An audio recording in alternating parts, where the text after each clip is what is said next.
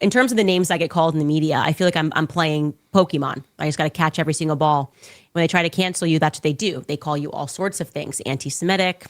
I've been called a self-hating black person. I've been called a homophobe. I've been called a transphobe. I've been called crazy. I've been diagnosed as suffering from postpartum depression or postpartum psychosis, a postpartum depression.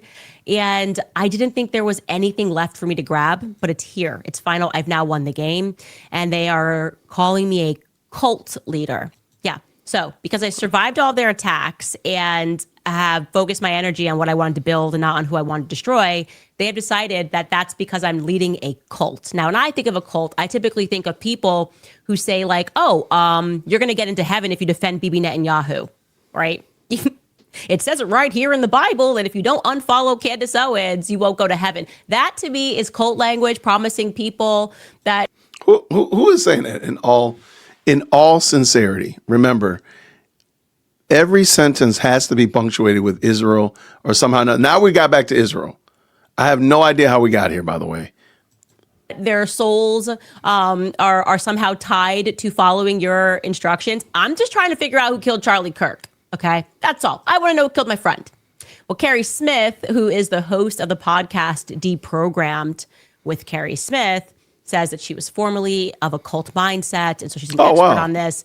And she has now watched 10 episodes of this show. She watched the Charlie Kirk series, and she has determined that if you are interested in what I have to say and what I am uncovering about Charlie Kirk's assassination, then you at home are in a cult. Take it away, Carrie.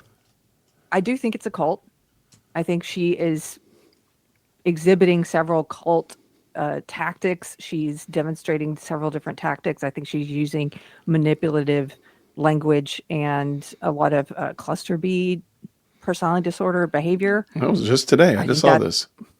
It's easy to observe that, but apparently it's not easy for some people, I guess. And I'm assuming maybe that's because they haven't been through that before with someone. Maybe they haven't experienced it before. And so this is not an episode for people who are in that cult. It's not an episode for people who are just hanging on every word and following it. And I've interacted with quite a few of you, and I'm not trying to convince you. You're obviously not going to be happy with this episode and call me all kinds of names. I've been over the weekend called every kind of a Jew lover. I'm getting paid $7,000. Why don't I go suck blah, blah, blah, like just terrible, very angry things. And that's okay. This isn't for you.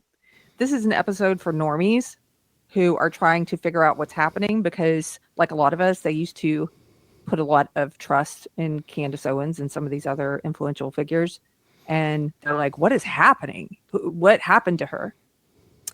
So what happened to me was that I saw Charlie Kirk get shot in the throat. But I do want to, can you just bring her up for a second without playing it? I can't be the only person that's really stressed out by how she's organizing those books.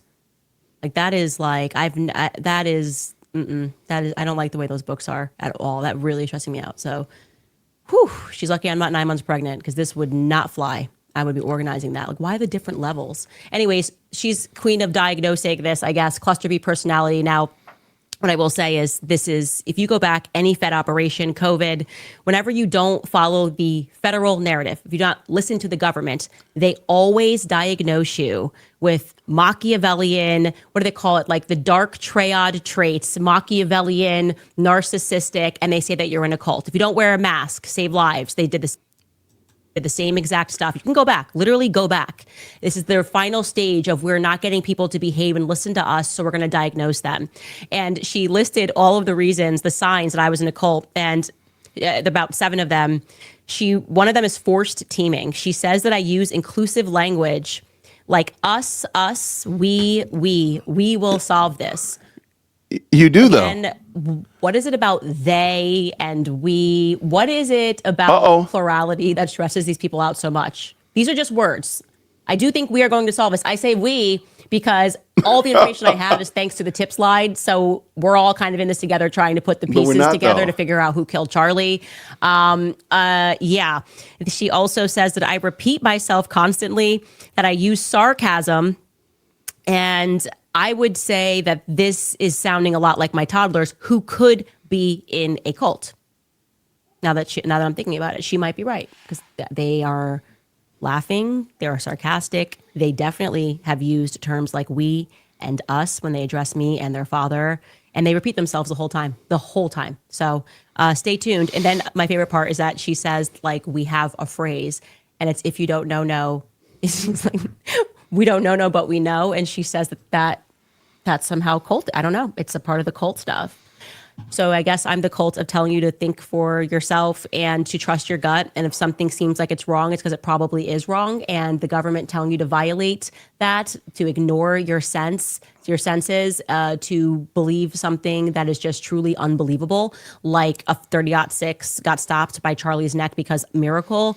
Yeah, trust yourself. That is kind of the goal here, is to let people stop committing to government groupthink, which is how they control us all and also make us hate each other. It is just a fact that the greatest threat to government, what this is really about, is the left and the right coming together, right? This is like the thing that they have to prevent. And this is why I am now number one in who they are attacking. I'm talking about the military industrial complex, which has been ruling our nation for a very long time. I'm encouraging people to read books to learn about the history of psychology and why they do these sorts of things like diagnose you. I'm telling people that they should homeschool their kids, right? So they don't end up like us.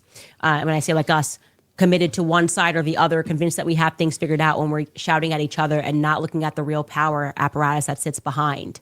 So to that extent, I do understand why Tucker and I have become threat number one, showing that you can survive.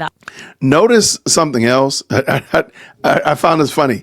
Remember, she joked about how her and Tucker's name are like synonymous with one another, but she only does that. She only mentions herself and Tucker, me and Tucker, Tucker and I. She just keeps doing it. It's funny, as if somebody's bad for they call out Tucker and Candace, which, by the way, I think TPUSA does need to stop platforming Tucker, but they're going to do what they're going to do. But I think it's funny that she said, she makes it sound like that's a bad thing, but she does it. That's crazy work. You just can't make this stuff up. Outside of their matrix, not taking the money that makes you fearful to speak out and surviving it. But beyond that, yeah, no, I really would not say that we are leading a cult. But we're not getting rid of this, first off. We don't know, but we know. This is a clip from an earlier live stream. I know you're going to like it, so the link to the full video is down below. Check it out. I'll see you over there.